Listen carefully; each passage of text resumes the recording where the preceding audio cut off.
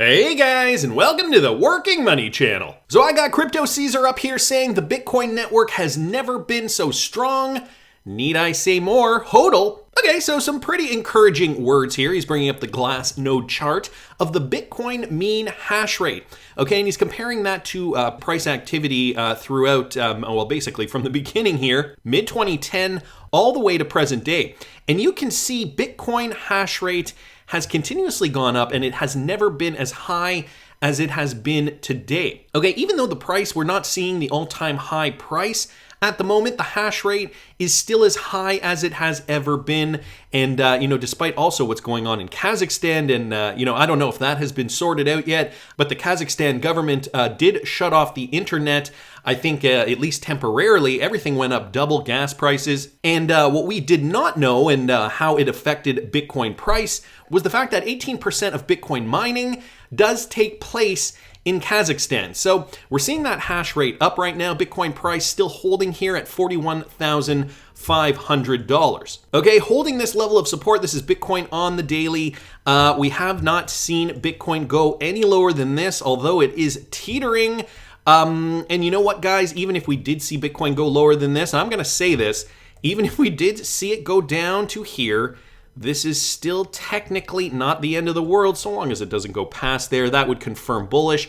But even if we do see Bitcoin retrace to 29,000 and come back up, if I throw Fibonacci here and let's just say it did retrace from there back to the 0.702, which would bring it in and around here. That would be about $57,000, depending on what we saw, because I'm assuming if Bitcoin went down to $29,000, there'd be a lot of buy orders down here. Altcoins would eventually start pumping at this point, which would definitely mean this would be the altcoin rally. That's how I would see it. Money would be moving out of Bitcoin. I think that would be the last call. People would get very, very scared.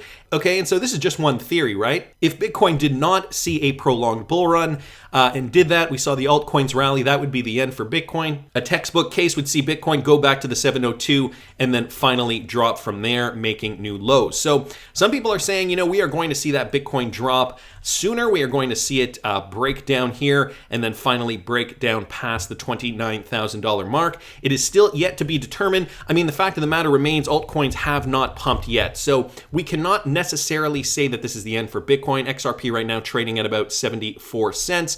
We aren't seeing too much movement, but the rest of the crypto space also losing. The market cap for cryptocurrency is still holding at 1.9 billion. And you can see here Bitcoin dominance going up ever so slightly, 40.4%. But look, guys, everything here on the 24-hour, within the last 24 hours, everything is down by a little bit. So XRP back in the number 8 spot. It did slip down to number 9 temporarily. Everything is in the red, albeit not by much. So by no means is this an altcoin rally yet. By no means is Bitcoin price really affecting Bitcoin traders to the point where they're saying, okay, this is it. This is the end. I'm going to put my money into alts. We just have not seen that yet. The other thing I wanted to mention here from Crypto Caesar, Bitcoin entity adjusted. Dormancy flow is excellent at gauging bottoms of the market. Smart money is not selling. This is clear accumulation in my opinion. So just HODL. So this isn't just another chart here. Bitcoin entity adjusted dormancy flow. You can see here over the years, 2012, 2015, at the bottom of the bear market, the dormancy flow was down very, very low. Again in 2019 after that crash, after the beer flu pandemic shut down the world. And also over here, guys, we are seeing it kind of fall into this green band. Now we are right over here, so we're also seeing it kind of fall within this green band here. This is accumulation according to Crypto Caesar. He is saying the smart money is not selling and clear accumulation is still occurring. On-chain college down here also just agreeing with him here. Great minds think alike. It is indeed at an exciting level. So also entity adjusted dormancy flow. We are also seeing those levels bouncing off support there. Now we are right here, guys. So what is going to happen next? Of course, the altcoins are at the mercy of Bitcoin. In the meantime, I wanted to bring this up to you guys from Airwallex, who is a Ripple partner. Airwallex is now offering global accounts, affordable online payments, and borderless cards. So Airwallex notes that the world of e-commerce is changing rapidly as customers continue to drift away from high street into outstretched arms of digital commerce marketers. Brands are now upping their game. Airwallex writes in a report that we should no longer just show a picture of a pair of sunglasses, because with the help of AR tech, we can show the customer how they're going to look wearing them. The fintech firm also mentions in its report that we should not limit our reach to one country when, within a few tweaks to your website, you can target millions of additional customers across the globe. The firm points out that we need not send just a simple order confirmation email. When the right incentives, we can turn our customers into global brand champions.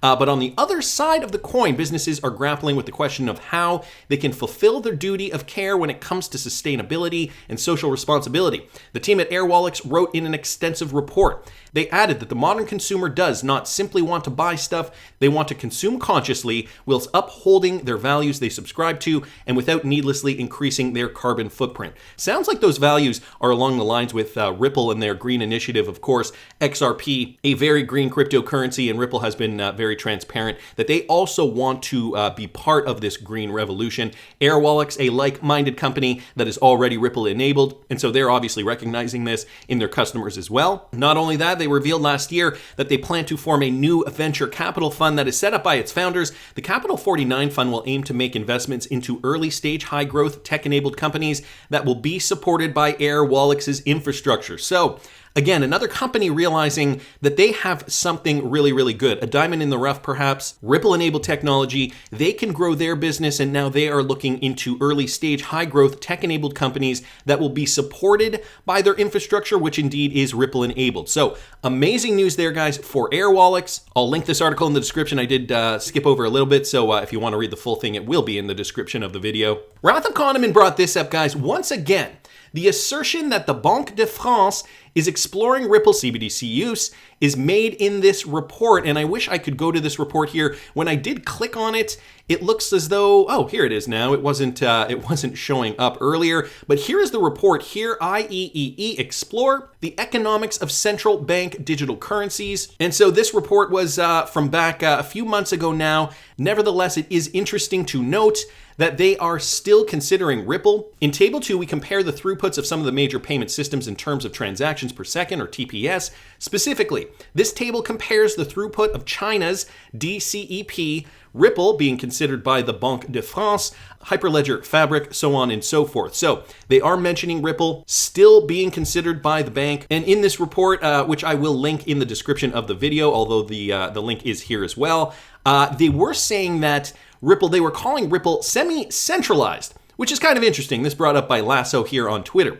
Ripple, which is a semi-centralized system, 6 is also being viewed as a platform for developing, issuing, and managing CBDCs. Anders L. just responding here. For those people, semi-centralized is a good thing. Let's not forget, bankers and those banking types are the types of people that will be reading these types of reports. So, to call Ripple, even though we know it's not, it's not semi-centralized, we know that, each XRPL node is run independently. From a banking perspective, it might actually sound better if they call it semi-centralized. So Anders L. also bringing that up for those people. Semi-centralized is a good thing, so no need to correct them. They don't care about crypto ideologies. I think that is very, very accurate. Roaring 20s down here saying it's going to be interesting when central banks start using CBDCs. They'll need a bridge asset, and when two banks start, the others will be at a disadvantage. Again, the snowball effect that I talked about in yesterday's video. And so if you guys didn't catch that, I will link it up here in the top right-hand corner. Whether it's a domino effect or a snowball effect as brought up by Bearable Guy all those years ago, it will result in the same outcome. And it's very, very apparent these banks will see their competitors at an advantage because of the technology they are using, and they will be like, well, hey, wait, if they are using that technology, I should probably get on that technology as well. So once they start seeing their competitors thrive and start seeing that they are at a disadvantage, that's when things are going to start ramping up as well. I don't know if you guys remember that podcast. I completely forget who it was, but it was a crypto podcast a few years ago now. And somebody was talking about adoption for cryptocurrency in the banks. And this was way before it was on any of the banks' radar. They were all saying that he was saying that no bank wants to be the first, but every bank is very, very eager to be the second. And I think that statement alone spoke volumes back in 2019, let's say, when that podcast was. I know it was early days. Certainly it wasn't in 2020 or 2021. So this was a different time, of course. Banks are now realizing the benefit of cryptocurrencies, the benefit of DLT technology for cross-border payments, and Ripple is going to thrive in this environment. Roaring 20s goes on to say, with China set to start next month with their CBDC, this is possibly the year things get going. Absolutely, says Wrath of Kahneman. It will be interesting to see the kind of asymmetries it creates in the money world. Hopefully, XRP will thrive in the middle. I do not doubt it for one bit. Let's also not forget, China. They are set next month to start with their CBDC. And so that is going to be a big advancement for banking and financial communities all around the world. Let's not forget China, a huge trading partner with many different countries. So just to mention real quickly here, Communist Party outlet pushes digital yuan as US dollar challenger as CBDC readies for the Olympics. And this was just put out a few days ago. China's digital yuan central bank digital currency is in the late stages of its pilot as it readies the ECNY for use in the Beijing Olympics next month. The digital currency will be usable by both locals and visitors to the game. China Daily, an outlet for the Chinese Communist Party, published today an article that again raises the prospect of the digital yuan undermining dollar dominance. So this narrative too is also kind of simmering in the background. We will see how that is going to affect US dollar dominance. They are going to be allowing travelers to China, locals and visitors to the games, start using their CBDC. So we'll see how that works out. Meanwhile, of course, Ripple's still in court. And Michael at Val5 Links brought this to my attention. So could Binance and Ripple, both entities facing legal risks in the USA, be looking towards the Middle East for future expansion? If so, which country might they choose? Here's an article, guys, from AMB Crypto outlining both Binance and Ripple. Binance and Ripple might focus on this country in 2022. Because of legal woes in the US, an exit from the US has always been, there have been murmurings for Ripple. I don't follow what Binance is doing too closely, but certainly for Ripple, both Binance and Ripple have been showing interest in the Middle East and North Africa, the MENA region. One significant reason behind the same has been a more open regulatory environment for fintech innovation. So we know that region of the world definitely more favorable to these types of companies. Ripple has been eyeing the MENA region due to the value of its remittance networks. Its partnership with Pipple to deploy on-demand liquidity in the Middle East was one such example, as well as its regional headquarters in Dubai. Meanwhile, Binance is reportedly looking into its own Dubai headquarters. In fact, in late December, the crypto exchange giant signed a memorandum of understanding with the Dubai World Trade Center Authority to create an industry hub. So that was the latest news for Binance. Of course, Ripple, if you guys do remember this from Mac Attack XRP, just real quick here, Ripple opens Dubai headquarters amid talks of moving out of the US, and this was back from last year, November of 2020. This is when they decided to just kind of take the plunge and open up a new headquarters. Last month, Ripple announced its plan to move its global headquarters. So even at Ripple USA, they were saying, look, this is a possibility. We might have to leave depending on US regulatory clarity. Also keep in mind, this was before the SEC versus Ripple lawsuit was dropped back in November of 2020. So, of course, much has happened since then, and Ripple is still in court with the SEC. And just to give you guys a little bit more context, from America to Arabia, a new review report by Arab News noted that the rising flow of venture capitalist funding into Saudi Arabia's fintech sector. According to the publication, 16 deals were closed between January and August of 2021, climbing to a total of around $157.2 million. That is a 10x rise when we compare that value to 2020 numbers. And here was a quote: the launch of Open Bank in Saudi Arabia in 2022, which allows firms to share consumer current account data once permission has been given, is also expected to speed up the pace of fintech development. So that's in Saudi Arabia. Of course, there's also the murmurings that Ripple and Binance could move to the United Arab Emirates in Dubai. Ripple has already set up that headquarters a year ago, and Binance reportedly did sign that MOU with the World Trade Center in Dubai. So going to be an interesting time, guys, for crypto.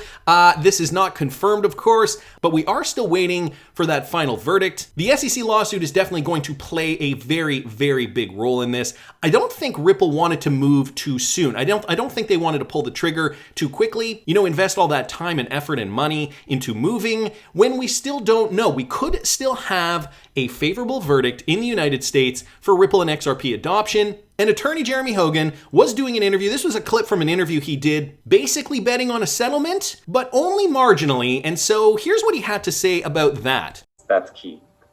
The bottom line is that about, I don't know the exact statistic, but over 90% of cases settle.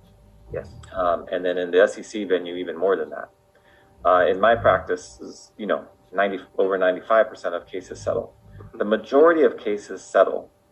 This is the type of case, though, that could go all the way because it's such an important issue and both parties have the money to do it. Usually when the SEC sues a company, they're usually smaller companies, and they usually either know that they did something wrong, so they just cave right away, or they don't have the money to fight it. Ripple has the money to go all the way. It's not cheap, but they do have the funds to do it. So this is the type of case that could go all the way.